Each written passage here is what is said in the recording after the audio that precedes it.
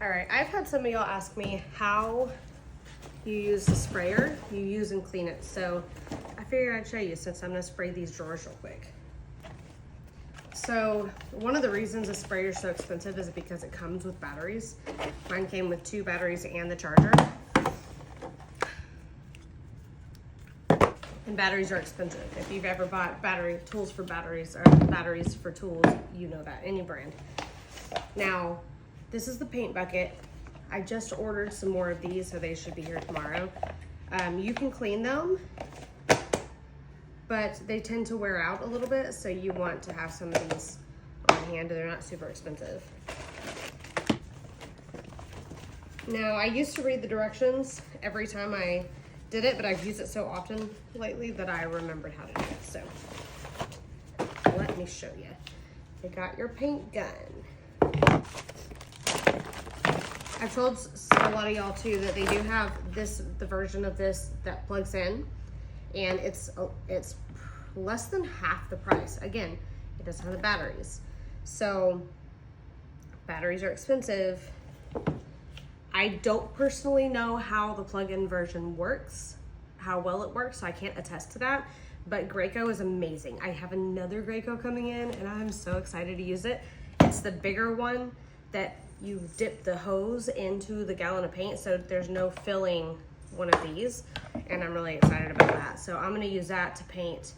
This only holds about a quart, so you have to fill it more often. That one, you don't have to fill, and also it's not as heavy. This is heavy, so whenever you're spraying, your arm will probably be sore the next day. But that one I'm gonna use to spray the garage walls anyways. So the plug-in version, you also have to worry about holding the cord out of the way as you're spraying it, which is kind of a pain, and I don't want to have to deal with that. So now I'm gonna be honest, I don't know what each one of these, like they have different numbers on them, 312 and 514 and 215. That's one these came with. Don't know what each one does, and I've just used one and it works great. I don't know, honestly. Now, this is a screen filter to filter your paint in case there's any chunks. It won't get clogged inside of there, so you want to make sure you use that. And then this is the tip, and you put your tip inside of this, and it's obvious the way it goes in there. So you pop that in, and I take these off every time and clean them separately. You don't want to like leave them in there. This is, again, an expensive paint sprayer, and you want to take care of it so it lasts a long time. The best thing about it, all these parts do come apart, so they are replaceable. So that way, if you do mess a part up or need a new part, you can just order it separately instead of having to order an entire new paint gun. So this thing right here lets the air out of the bucket. So you want to make sure, put this on there right. I put it onto the right side. That's easiest for me. Got that on there. And I got this on there, I screwed that part on. I just make sure this thing is up. So got it all put together.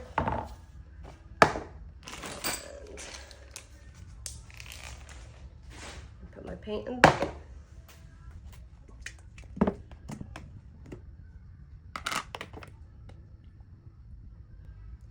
Probably won't need that much paint, but it's easier just to make it full because you do have to get all the air out of this. And then I can always just pour the excess paint back into the bucket. Okay. Screw this on. And I'm gonna take you outside and show you how I prep this for painting. So this little thing right here, you open it up and make sure that is tilted in the direction where this is at the top, and you squeeze all that air out until paint starts coming out of that. And then you close it. Then you make sure this is in the down position and this is backwards. So this is backwards right now. And I forgot my battery, so hold on just a second. Out here. Put the battery on, and then you hold it down, and nothing's gonna come out right now. It's just gonna prime the spray gun, so that way it sucks paint up into here. I have it on 10 right now. Here's the dial of how fast your paint will come out, and I'm just gonna leave it on 10 while I'm priming it.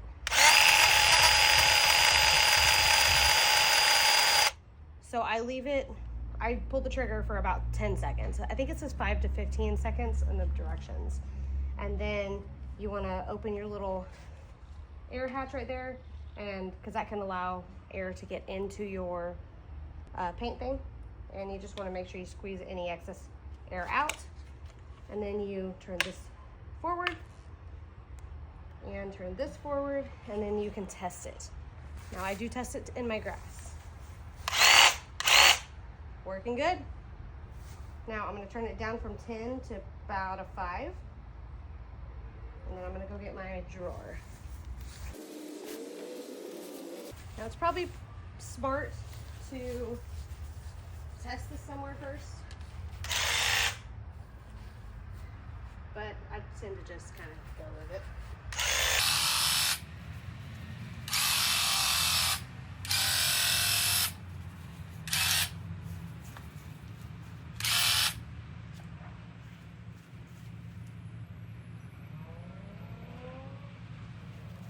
And it's looking good. Probably just gonna do one coat on these because they were in pretty good condition.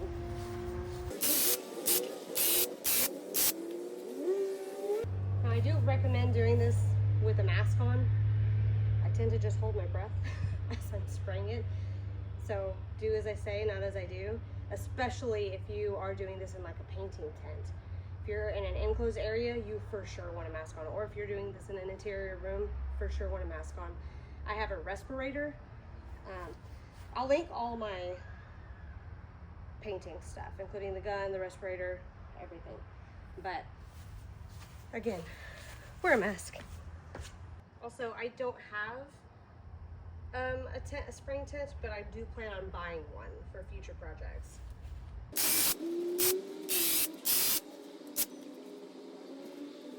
Especially because I can see grass blowing up. I don't see any grass on here, but I can see grass blowing up from when I'm walking, which isn't good. I mean, I don't know if you can see that, but how smooth that is. Okay, that was it. Now it's time to clean this bad boy. I still have a whole lot of paint left too. Okay, now, I know you can't see me very well. Deconstruct or to clean. Open this, let some air into that, and then trying only to get the bottom part off. And since I've sprayed with this so many times, oh, there we go. Sometimes it can be harder to get this, just this part off. So I'm just getting that off. What? So I love the hair.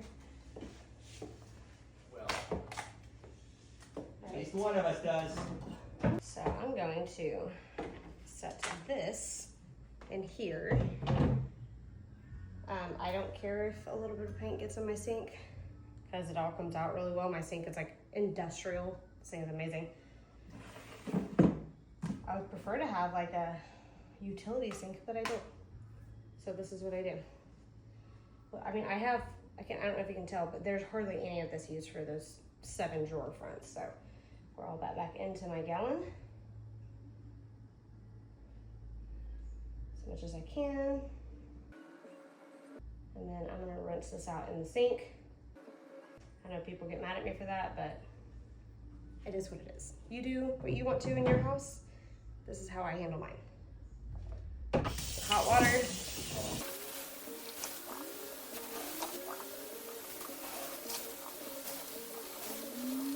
Now, I'm gonna move these drawer fronts that I have sitting right in front of me because I don't want them to get wet when I clean this. Okay, now I'm gonna put hot water in here. I used to take this outside to do this part, and I just figured it's just easier to just spray it in my sink.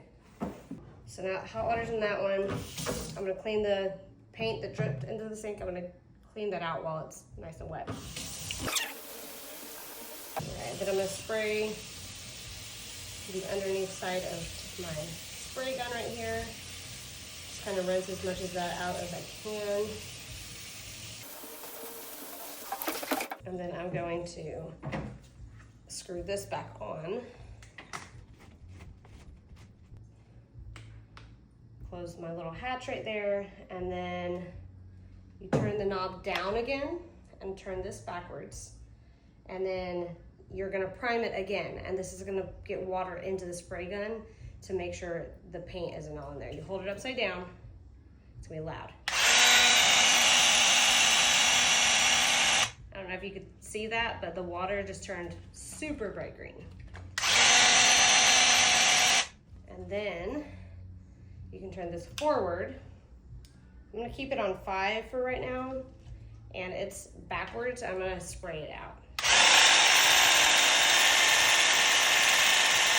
And then I'm gonna turn that forward, spray that out again. Rinse the sink out. Now that first one's pretty heavy with paint, so I'm going to take this off apart again. Maybe, I have small hands, it's hard. There we go. Now, is it good to pour paint down the sink? I don't know, but where else am I gonna pour it? In my yard? Nice. Now, more hot water and a little bit of Dawn. And then you do the same thing. Put it back on. And then I'm gonna put it to prime again. Put that button down, this backwards.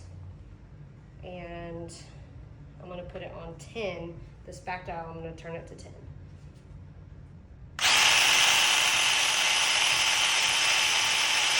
Now there's still a whole bunch of paint in there because it just filled it again. Put it forward, leave that backwards, upside down into, you can either do it into a bucket, into the sink, outside, whatever works for you.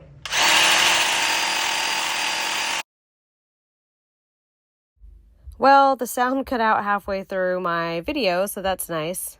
But basically, I just do that same thing. The first time I do it with hot water to get most of the paint out. The second time I do it with some dish soap, and then I do it 2 or 3 more times just until the water is mostly clear.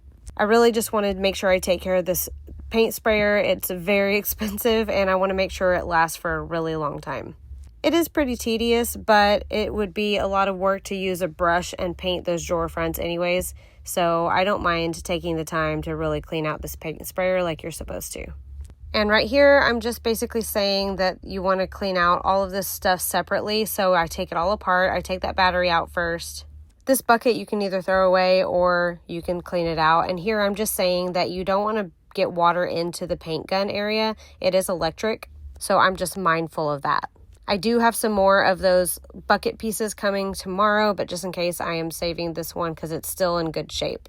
I rinsed out the plastic bucket itself and then took this part off and rinsed that out, and then where that little air hole is, I rinsed that out really well, and then I set it all here to dry.